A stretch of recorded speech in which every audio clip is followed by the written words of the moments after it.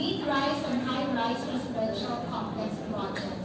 He is actively involved in the ministry as one of our TCS, CLE, FEF, and serves as the group leader for Home Group. So without further ado, let me call Architect Jeff Marano.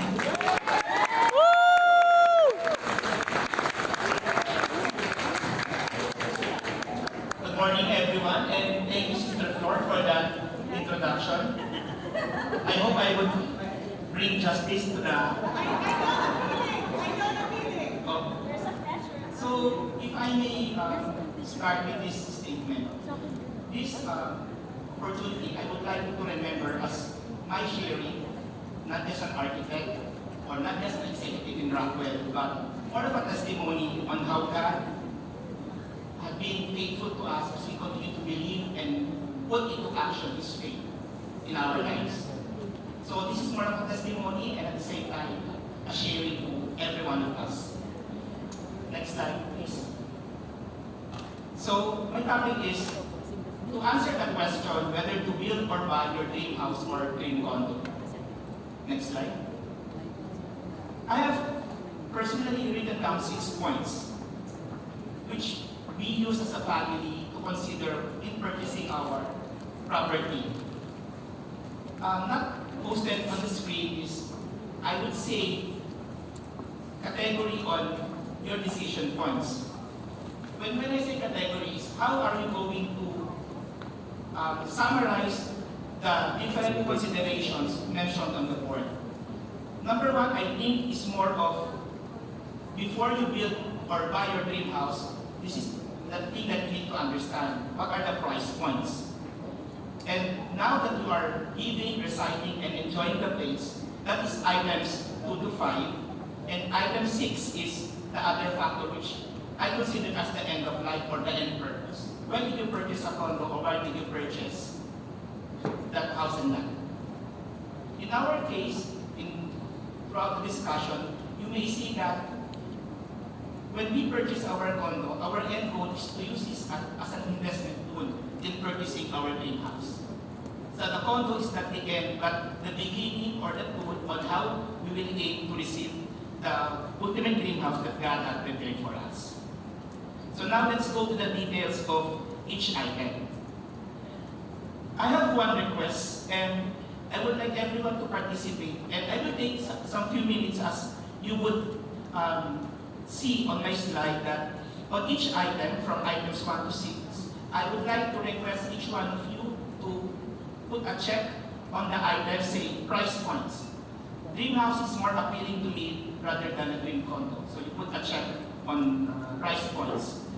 Spaces and areas, I would go for condo, for example. So at the end, you will have a total, and somehow at the end, you will have a better and informed decision whether to push through with a dream house or a dream condo. I hope that's clear, and at the end of the day, we will all have our own better and wise decision to go. So, when we purchase our first property, me and wife have a very long discussion. In fact, actually nagiging discussion namin during our daytime and private time. Why? Because it's a first investment and it will define what will be the next steps in our family and more of our financial capacity. In terms of price point, people would say mahal ang building because the common practice is you save, you look for a contractor or a builder, you pay that builder for the 1 to 2 years of construction, and during that time, express the promised billing will be given to you within 1 month or 2 months. So yung labas ng pera, mabilis. Mauubos yung savings mo if you are not prepared. But building a dream house also has this scheme wherein you loan from the bank and the rest of the money you go for financing. This happens by, okay, I am an interested people who wanted to build a house through bank financing. My first expense is to get an architect and other professionals to draw my house plan. So you will have the architectural, structural, plumbing, and electrical, and that is cost. After you draw the drawing, you go to the bank, and the bank will say, okay, if you say 10 million is your personal estimate for this property, the bank would probably go within 70 to 80%. So they would give you a loan approval of around 7 million or 8 million na. The rest of the percentage, it has to be your personal money. That's how you finance your house construction. But for condo, like what Blas had mentioned earlier, pwede ka naman mag-move in, yung tinatawag na early move-in term. You pay the down payment, pwede ka na pumasok, meron ka ng tirahan. Then the remaining monthly amortization, you can spread in minimum of 5 years, some 7, but most 10 years. Ibig sabihin, still you don't have the money, meron ka ng pwedeng tirahan na bahay. And for us that time, since we are just starting professionals, financial capacity namin is really low. That's why when we purchased for the condo, our first option was disapproved. It was heartbroken because we wanted that place, but God is teaching us pala, Jeff, Miles, I have different plans for you. After many realization, God revealed to us that similar to Israel, when God gave them the promised land, He did not give it once. He gave it portion by portion based on their faithfulness and their obedience. So we purchased one condo, which we said, if this is the name of God, we'll be happy, enjoy, and be a good steward. But right now, because of being faithful, living the principles of savings that Pastor had taught us, but most of all, following the remain vow and other vows that the church had provided, we now have 7 properties for rental, and God made it happen for us, and of course, He will make it happen for you. But bottom of the story, if we are not that careful in choosing our first step of obedience on what to purchase, whether a house or a condo, my story or our story would be different. So that's why the first step is the most crucial, that you really take the time.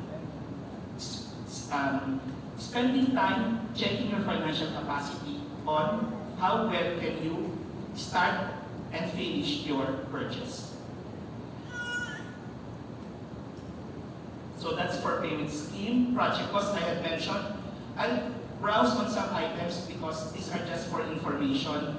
Project cost, when you build a house, you have soft cost and hard cost. Soft cost refers to those intangible things that you have to pay. Professional fees for architects, engineers, building permit fees, electrical fees, fire inspection permits, while hard costs are the physical things that you build, columns, walls, beams, foundations. So, when you build your dream house, meron kang soft cost and hard cost. Pero if you purchase a condo, normally, yung hard cost lang, you pay for the actual property. Yung taxes pala, papasok dito sa soft cost. But compared to building your house, mas malaki yung incurred when building your house. So if you would ask me, in terms of cost, mas panalo or mas lamang mas mahal si house in terms of cost expense. Next, expenses, whether monthly or annually. Now that you have purchased, for example, your house or your condo, you have to pay real property tax. Sa house, you pay this once a year, normally on the 4th quarter. And if you pay early, you get a discount. Kay condo, it's the same. Pero sa kay condo, you have to pay it the entire dues in 1 year so that you get 1 month free. Okay? So, the same setup offers the same discount. However, si condo, meron siyang insurance. Ang ibig sabihin ng insurance is you have to pay for the insurance of the common areas, the amenities, and the entire property. For most of us, insurance is the next or the third thing in our mind because we have other things to pay. Insurance is very important in condo because of the volume of residents and the number of lives that has to be protected. Utilities, I have to emphasize this. Have you heard of the term primary and secondary metering? In simple terms, primary metering, si Meralco or si Nawasa, you work up directly to them. Andun yung metro ng tubig o kuryente. Pag sinabing secondary, Meralco, there is the condominium meter, and there is your unit meter. Naka-sub-meter ka. And common mindset would be, syempre, mas mahal si condo. But to some, would you believe na mas mura si condo compared kay residential or yung single detached? Paano siya nangyari? Economies of scale. Because of the volume of water and electric being consumed, and some developers have this X deal with service provider that they can lower the rates. In our case, for example, in our house, the cost per cubic of electricity is around 13 something. In one of our condos, it costs around 12. Doon sa isa namin, sa isang condo ulit, it costs around 8. So napakalaki yung discrepancy. And if you would ask, when you purchase a condo, you can outright say that question, is this primary metering or secondary metering? Okay? I hope na yung mga mabibilis na information you would jot down because these are important and these are not popular information when you purchase your condominium. As of those, this is common for condominium. But for homeowners, those, ito naman yung sa house and land. As of those, include yung property management fees. And these property management fees, these are professional people, licensed architect, licensed engineer, and you are paying for them in the association dues. This also includes yung upkeep of the areas of the building. So, sino mas mura, as of those or homeowners dues? Of course, mas mura si homeowners. Ang upside lang ng association dues ng condominium is you have a 24/7 access to service. Kailangan mo ng tubero, electrician, they will come for you. Kailangan mo ng professional cleaners, they can come for you. All of these things are part of association dues, and you are privileged or entitled to have these services given to you because you are paying for them on a monthly basis. Okay? Next slide. Secondary kung nilagay yung space. And when I say to space, it refers to the habitable space. Most of us would agree that a house and lot or building your own house and lot will offer a more generous space. Because you design your own, you dictate your own. Unlike condominiums, these are based on the minimum building code standards. So the question is, none of opportunity to expand if you would purchase a condominium. Some would say no, of course, because that's defined. But if you have the money and if you know the timing, you can extend. So how to do it? There's a scenario wherein, halimbawa, you would like a 2-bedroom or 3-bedroom. It's just that buos na yung available time. So if pre-selling pa lang ito, you can dictate a developer. Can you combine 2 studios into 1 unit so that I have a 2 or 3 bedroom? That's possible. Okay? Another thing, if you have also still have the money, kahit na nakatayo na yung condo, and same scenario, I would like to combine 2 studio and make it 2 bedroom. That's still possible, but kinda difficult. I'm saying this because I have done this in my experience, and these are not popular, but it can be done. Okay? Another thing, when you ask about what is the most dominant selling unit, is it 1 bed, studio, 2 bed, or 3 bed? If they say studio, meaning, kung bibili ka, that's what we will purchase because the sentiment or the market in that area is craving for that layout. So kung malang mong magpa-rent, mag-Airbnb, or magpa-lease, that's the unit type that you will get. Yung hindi mabenta, sabihin na 3 bedroom, 2 bedroom, you should stay away from that unit layout. Okay? In terms of property ownership, Blas had mentioned earlier that ang pag-aaral natin sa condo is the individual unit. Common areas, amenities, and the rest are all shared. Unlike in house and lot, the house and the lot is all yours. So freedom and ability to do what you like is really high when you have your own house and lot. But for condo, you are limited. I have 1 or 2 experience wherein a condo buyer wanted to, it's a loft type, meaning there's a ground floor, you have a half second floor, and the owner wanted to extend yung half floor niya para maging buong floor. Popularity would say that's not possible. But the answer is, it can be done. So how? Number 1, you have to get the approval of the professionals that needs to be involved, particularly the structural engineer. Second, be ready to pay yung additional fees. Ano yung additional fees? Additional sa RPT. The RPT is aligned dun sa title mo. Kung sinasabi ang title mo, for a loft type, you have, say, 150 square. Kapag ginawa mo siyang extension, nagiging 200 square na. So, ang mangyayari, you will have to amend yung RPT, yung title, because if you will, in our case, it happened, nag-push yung development, yun nga lang, nadagdagan lang yung payments that he has to make, even the association rules, dumagdag din siya.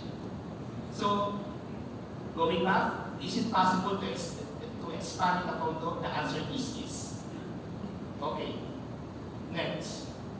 Future development, I have mentioned na. Privacy and independence. I would like to take this factor in a different perspective. When you say for this part, most of us are now working from home. And when you say privacy, being having a place of quiet and disturbed is important.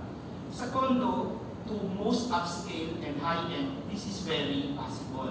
But to some, where yung narinig mo yung kapitbahay sa kabilang unit, or maingay yung hallway kasi ginawa ng playground ng mga bata, that will be a challenge.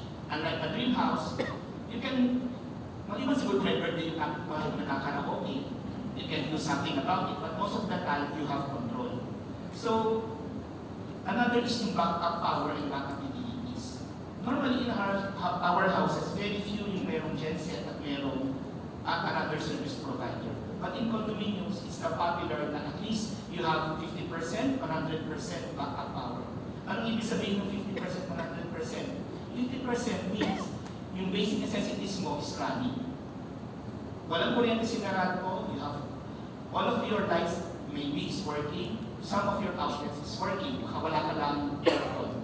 Pero pag sinabi 100% backup power, na wala ng kuryente, count for a few seconds, normal power or power as if nothing happened is restored. Tuloy-tuloy lang yung buhay mo.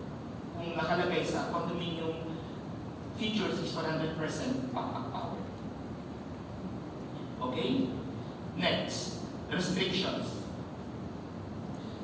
People would say na, okay, when you build a dream house, you have less restrictions. Now, that's true, but when you say you build in an exclusive place, there is such a term like Plaza said. There is Asian contemporary, there is traditional, where you have to comply with this requirement. Ang yun nga lang, sa labas ka lang magko-comply. Pagdating sa loob, it's up to you. So, medyo nakakatawa lang, exterior design is Asian, but when you go inside, it's very European. Then, the house and lot owners can work on that direction. Pero pagdating sa condo, ang restriction mo is the facade. And when you say facade, I'm referring dun sa windows and sa balcony. Some developers will dictate, hindi ka pwede maglagay ng blinds or curtain na color red. The allowed colors are plain and simple, either white or beige. Yun yung allowed ng developer. Also for the balcony, hindi ka pwede maglagay ng plants more than the height of your balcony. Kung ang balcony is 1 meter, your plant has to be 1 meter or less. Hindi ka rin pwede magsampay. Hindi ka rin pwede magpatuloy ng damit at gawing extension ng bahay mo yung balcony. So all of these things you have to ask when you purchase your condominium property. But for dream house, of course, like what we said, we have some leniency. Mas maluwag tayo if you own the house and the lot. Okay. Buildable area, ang ibig sabihin lang nito is magdadagdag ka ng additional floor. I said it can be done, but for a house, yun pala, say you constructed your dream house, say 2-story, na-realize mo, what if I go 3rd floor? Kasi kaya naman structural and it was part of your design. What we need to do next is to update your RPT and your juice. Because, again, like what I said, how many square meters your property mo, that is proportional to the RPT that you are paying. Okay? Construction guidelines. Sa house, again, very lenient. You will have to comply with the barangay, you comply with the building code, and that's it. At least two steps. But in a condo, at least you will have 3. Yung third step is you have to comply with the renovation guidelines or construction guidelines ng condominium. Ang pinaka deal breaker sa condominium when you construct or renovate is the elevator. That's the only way of mobility in a condominium. And in the elevator, developer would say you can only use the service elevator for your construction requirement. The rest of the elevator are off limits. So imagine kung the elevator waiting time is around 3 minutes at lahat ng floor pinupuntahan niya kasi siya lang yung pwedeng gamitin, makakalahating araw yung workers mo bago makaakyat doon sa renovating space. Another thing for condominium when you construct or renovate is meron tinatawag na noisy hours. 10 to 12, 2 to 4. Ibig sabihin nun, yung time sa pagitan nun, doon ka lang pwede, at yung time na 10 to 12, 2 to 4, doon ka lang pwede mag-upok, doon ka lang pwede mag-ingay. Most of construction is noisy words. So, yung time mo to renovate will get longer because you are restricted by that time. And also, in condominium, when you renovate, there are guidelines. Example, it was delivered to you na tile or stone. It was delivered to you na wood tile, either laminated, engineered, or wood planks. Naisip mo na, this is more or less 5 to 10 years lang. After that, I have to replace. So why not replace it now para one time na gastos? Some developers would approve it, but some would require some insulation. Ibig sabihin, because from wood, naging stone or naging tile, yung kalabat ng paa mo, dahil sa stone na siya, marinig na sa ibaba. So you have to do soundproofing doon sa flooring. Also, during renovation, naipit si condominium to check lahat ng mga materials na inaakyat mo. Dadaan sa guard, dadaan sa property management. And most of the time, bawal yung mga flammable. Also, may mga pinturang bawal na malakas yung amoy. So you are restricted by brand. And normally, yung mga odorless paint, yung mga water-type paint, these are somehow a bit expensive compared to sa traditional. Okay? Interior finishes. Okay, business. Let me emphasize on this. Earlier I said na we wanted to build our greenhouse and use the condominium as our vehicle to achieve it. Would you believe na right now, yung mga Airbnb is now getting less popular? The reason for being is there are many complaints from residents about their safety, about their security, because they see different faces every day. Ngayon, people would say, bili ka ng condo, gagawin ko siyang Airbnb. Sir, don't worry, approve natin yan. For now. Or they would say, sir, don't worry, that is covered by the board resolution. But a board resolution now can be superseded later. I hope that that's clear. So it can be approved now, but it can be changed later.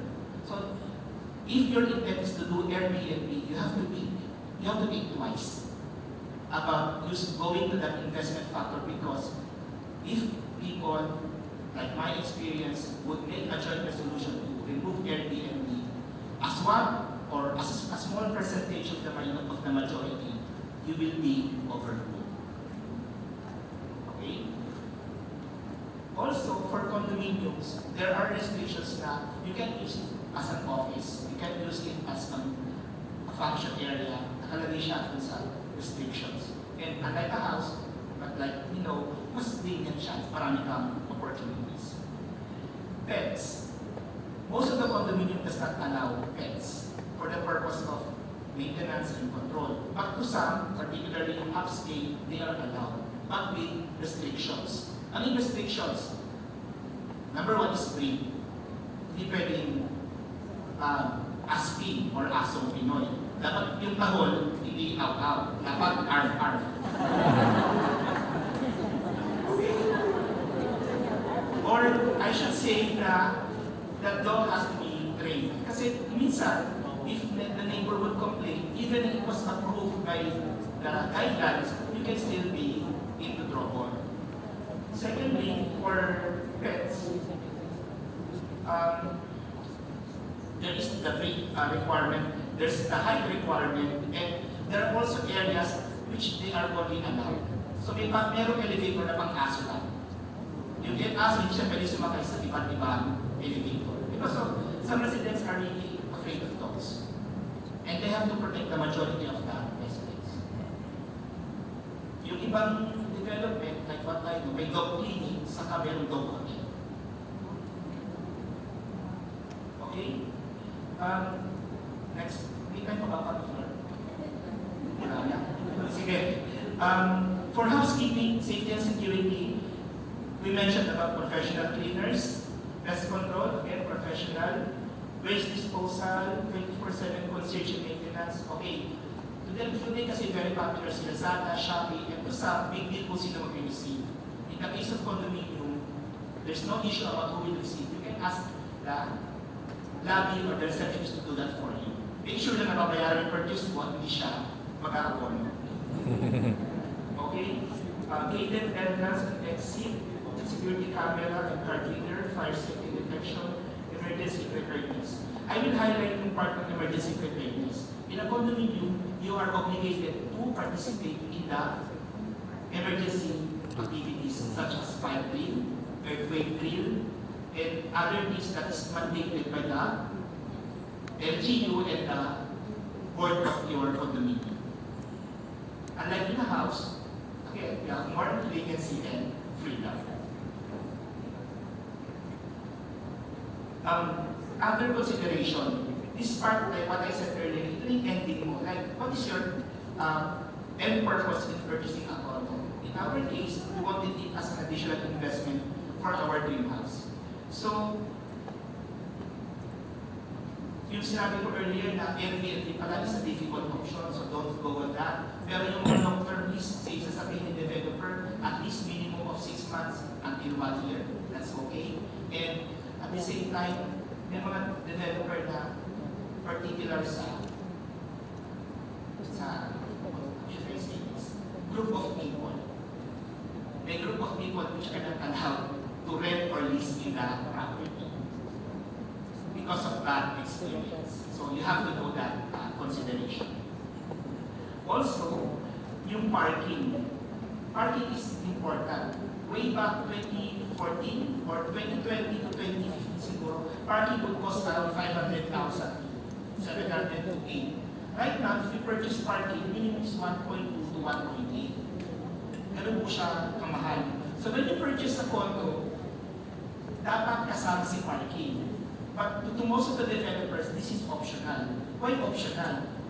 The building code kasi dictated a minimum number of parking per development. So hindi talaga siya 1:1.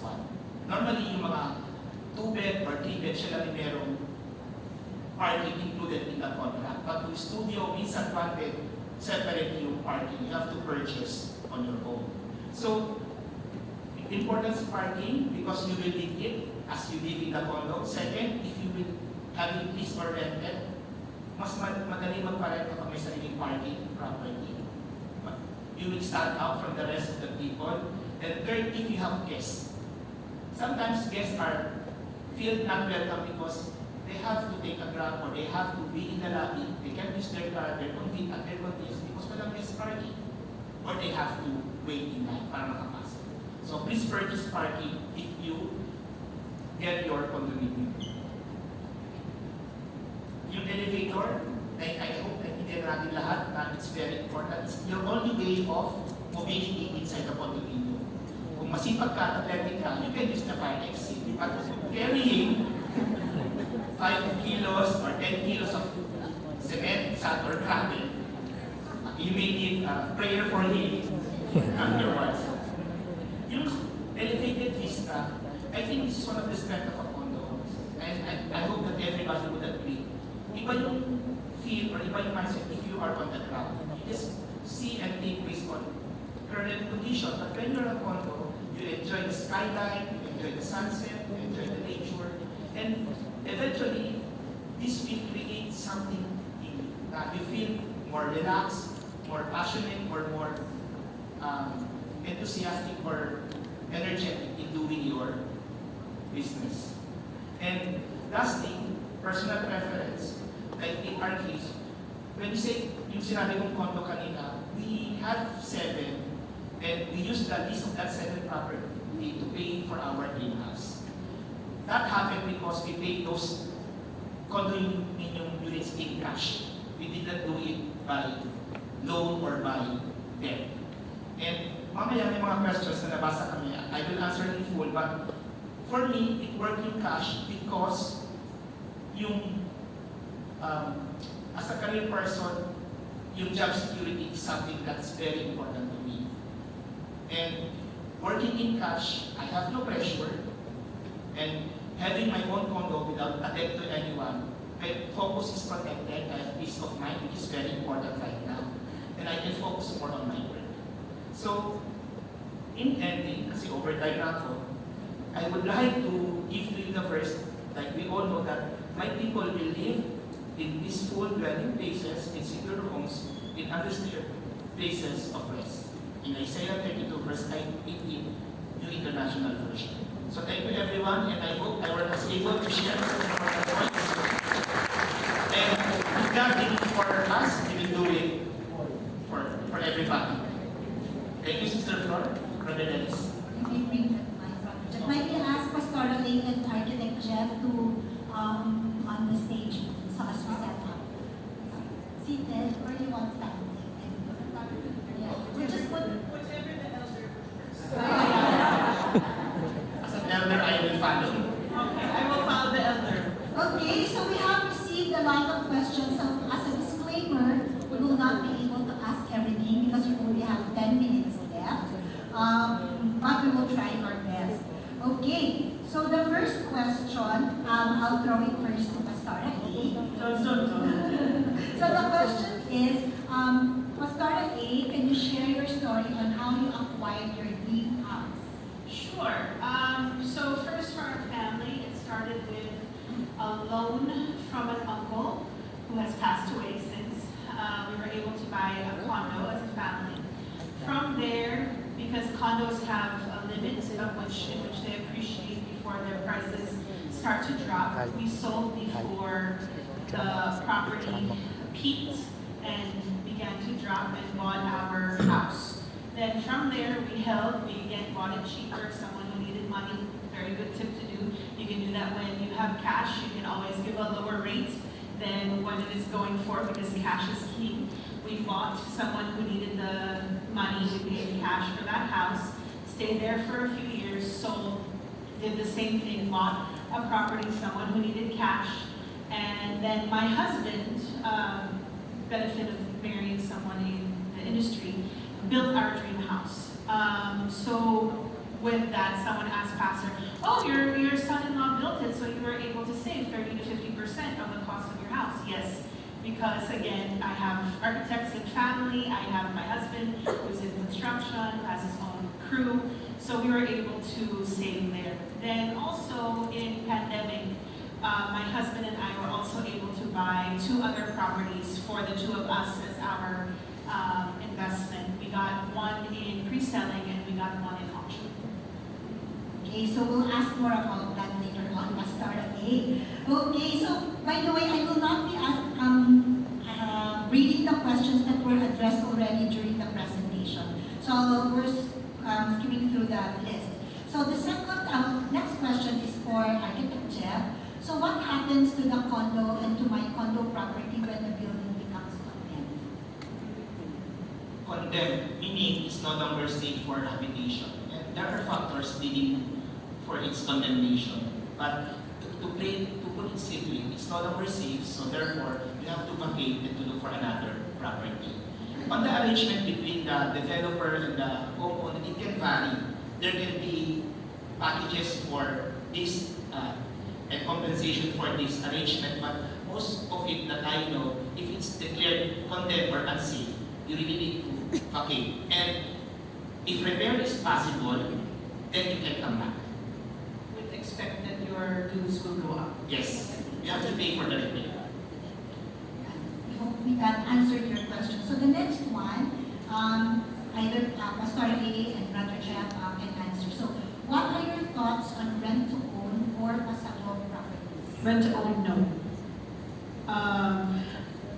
I have talked with many people individually who are looking at buying a property, I highly, highly, highly encourage every single person, sit down and do the math. You need to do the math of what could you get for a loan from the bank, what interest rate, fixed, not fixed, how many years to pay. Please don't ever consider something 30 years, 20 years. 15 would be your max, 10 or less is even better because you're throwing so much money away in interest, which is what you do a lot in rent a home. In Paso, though, I asked that question before with Brother Gunas. He said there's very high risk, Pastora, because it depends on the situation of why it's Paso. You know, is it something that's inhabited? You can't work on just kicking people out. If it's something that's inhabited, there's other legal things that are involved. Did the person get a good interest rate because maybe their value in the bank is not that good, so their rate was really high, the terms were bad. You want to be very careful on what you're inheriting of someone else as well. That's why there's also a little bit different when you're doing something foreclosed, because something's not attached to it anymore. You're buying it directly from a foreclosed pag-ibig or foreclosed from a bank, and you can go to foreclosure.com.ph, I think is the address, and there's thousands that are there. With all Pastor A had said, it's the risk of what you are inheriting. So you don't like, I think it's in the devotion of Pastor A that you don't want to get associated with bad people. Because when you get associated, God will be angry with you and you will lose the blessing. Like, it happened to a member, they got something Paso, and when they got it, they found someone covered all of the pipes and toilets and sinks with concrete. So they had to do so much repair work to fix everything. So, you know, there's definitely a risk. You want to be able to check things out first. So, I think Pastor Ray mentioned about the preference is foreclosure, like foreclosed properties. There's a question also what about foreclosed properties. So, You want to make sure that any foreclosure you're considering is an unoccupied foreclosure. Again, because you don't want to be fighting to try and kick out people who are staying there, because that's a nightmare for you and it's hard to do with the police and legally. I have my own family members, you know, on my husband's side of the family who have bought property, house and lot via auction. So it was foreclosed with the bank and they did an auction with the bank and they were able to get that house there. Since the time that they got it, their house has gone up 5 times in value, and it was a pandemic buy. Because it was a foreclosure, similar story with Brother Blas, they got it at a much lower deal because it was an auction bid, and no one bid high for that property. So they got it about 40% less than market value, and since then the value has really increased with new road structures and the LRT. If you're going to But it's as is where is. okay. So there's no warranty, there's no guarantee. And due diligence, but that pastorally mentioned, you can do that by getting professionals to really inspect for you and trusted professionals. So when you decided to get professionals to inspect them, then the next decision is, are particularly the embedded utilities, the electrical, the water, like Pastor had said, are these in good working condition? Mostly, the safe path to go is condemn, meaning forget what was embedded. You create your own new water and new electric, start fresh, like Pastor A. But to some, this is on the next level, it's difficult really to inspect what's not seen. So you do opening, you chip, you core, or you dig, and that will entail cost. Right now, it's not popular, but there are some companies who do 3D inspection, meaning they have this device, they will scan your electrical, your plumbing, and your electric, and say, oh, these are all in good conditions, and you can still work with this. And if I may, our main campus and South Campus facilities were inspected using that technology. okay. So, yeah, we might go a little bit over time, but we want to ask some of these questions, 2 or 3 more questions. So probably just bear with us 5 minutes more. Okay, so this one I like because I think it may resonate to most of our participants here. So do you recommend condos for newly married couples? You want to tackle that first? Okay, Pastor. In our case, it was our decision because financially, that's what we are capable of the moment. And like what I had shared, that's a way of saying to you, this is your strength. Become faithful, follow the action of faith, and God will bless you. So the answer is, what's your financial capacity? Can you start and end it? Plus, there's a lot of considerations for you to think of. I'm 34. I've lived in 21 different houses and condos, okay? So I can tell you the pros and cons of everything. Pastor moved us a lot when I was growing up. Condo, association dues, that forever goes up. That's why we made the decision to sell our condo, because we said we can't justify anymore paying this much in association. It just keeps increasing. But at the same time, the condo is a great thing for us for a time and for a season. There might be a thing that you are moving into, but it might not be your final and permanent. A condo might be a great start for you, and then as you do that, you sell while it is appreciating before the price drops, and then you'll be able to use that to fund buying your lot or buying your dream house. Are you looking for an investment where you're going to rent it out and be able to get a good return on your investment? Is it, there's a lot of different things to consider. Is it near where you work? Are you going to be able to save money on transport and time, but you have other increases because of, for example, the association doesn't balance out? Or is it cheaper to have your car or take a longer public, but you're going to have a bigger savings in that? So that's why I always encourage people, you have to sit down and do the math to figure out what is going to work for you, your family, your situation, and of course the vision God is giving you. So the next one is that we are seeing a lot of container vans, right, being converted into a home. So I think some of you may be thinking that that can be an option. So we would like to get your insights, Brother Architect Jeff, if container van is really... It's trending, it's popular because it's very affordable. We can say that when you use the container van as a house, para 50% of the headache of construction is adjustable already. Tapos na yung dirty works kasi you have that shell already. But some considerations you have to take is yung heat at saka yung sound. In simple terms, alam naman natin yung bakal. Bakal kasi yung container van. Ang bakal, pag mainit, mainit talaga. Pag ang bakal, umuulan, maingay talaga. Parang bubog. So, those two, heat and sound, you have to really make sure that it is addressed properly. May mga designs naman, yung mga developers, but again, these are costs which are not parang mentioned outright because it will really jack up yung initial selling price if this were taken into serious considerations. It becomes your future headache after you moved in. Yes. So, there is value, but you have to be also prepared with the hidden cost or incidental cost in going to the smart house or the container van. And this is probably our last question for this morning, and I direct it to Pastor Ali. So we purchased a 170 square meter lot somewhere in Antipolo because it was our dream home to have a kind of spacious house. Though my husband is currently on a work from home setup, my office is based in QC, and my child is currently enrolled in QC also.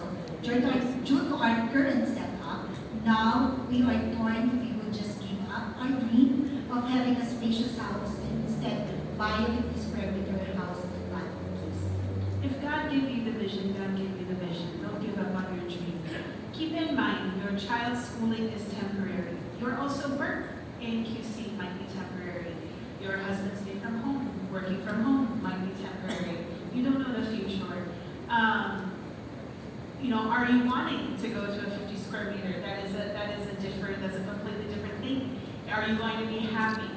Is it something that you're saying, Pastor, hey, we want to get into the market, so we will do it now, and then later on sell it to get our bigger one when things are settled, when things are cheaper, when things we can work it out in our budget more. So there's a lot to consider. But if that property that you bought, it's your dream, don't give up on your dream, especially for something that is temporary. When God gives you a vision, He gives you a vision for a specific reason or a specific purpose, and He wants that to be a blessing for you. I know for myself and for my husband, we were very selective in where we were choosing to buy because there were things that we really wanted in our home. There were things that this is non-negotiable, this we can negotiate, this it doesn't matter. And I think knowing what is important to you is very essential when you're making that Because to go from a 150 plus square meter lot to something 50 square meter, that's a very big change. And you don't want to be making decisions, long-term decisions on temporary things. You know, how old is your child? How many more years are you thinking you're going to be working in that company? Eventually, are you thinking that you and your husband are going to have your own business? Is there opportunity to transfer to another location? You know, there's so many things to consider. What is the cost of something for 50 square meters in QC? QC is not cheap, you know. It's very, very expensive. So there's so many things for you to keep in mind. But no matter what, keep the vision of what God gave you in front of you. It's different if it's an investment property versus it's your dream house. If it's your dream house, that's one thing. You know, my husband and I were so specific on our dream house. We're not as specific on our investment properties because that's what they were. They're just an investment that eventually we're going to sell to move on to the next thing. It's just flipping. But don't flip your dream house. If it's your dream, let it be your dream. A big amen to that, Pastora A. So that ends our marketing fellowship. We would like to thank Pastora A, Architect Jeff, and Brother Glass for all of the great things that we heard today. We hope it doesn't end here, right? So I know that a lot of great teachings, practical tips that were shared. Bring that with you as you pray and pursue that what God has given you as a dream to build your own home, right?